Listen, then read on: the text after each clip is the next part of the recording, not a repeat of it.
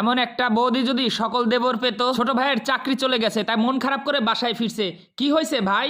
বৌদি আসলে আমার চাকরি চলে গেছে। আরে বাবা, কি হয়েছে তাতে? ভেতরে আসো, খাওয়া দাওয়া করো। তখন দেবর ভিতরে ঢুকছে। কিছুদিন যাবার পর ফোন করছে এবং স্যার আমার চাকরিটা কি ফেরত দেওয়া যায় না? হ্যাঁ, কোনোভাবে আপনার চাকরিটা ফেরত দেওয়া যাবে না, কারণ আপনি অফিসে নিয়মিত না। দাদা আমার কিছু টাকা লাগবে, 10,000। একটা টাকাও পাবি না, একটা টাকাও দেওয়া হবে না, এখান থেকে বের হ। পরের দিন খেতে বসছে, তখন দাদা এসে দেখলো ভাত খাচ্ছে ছোট ভাই। এই, এখানে কি রাজার টাকশাল?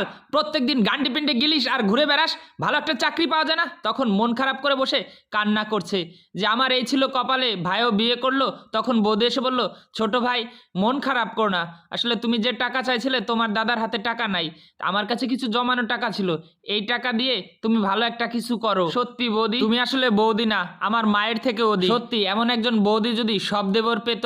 ভিডিওটি ভালো লাগলে শেয়ার করে দিবেন।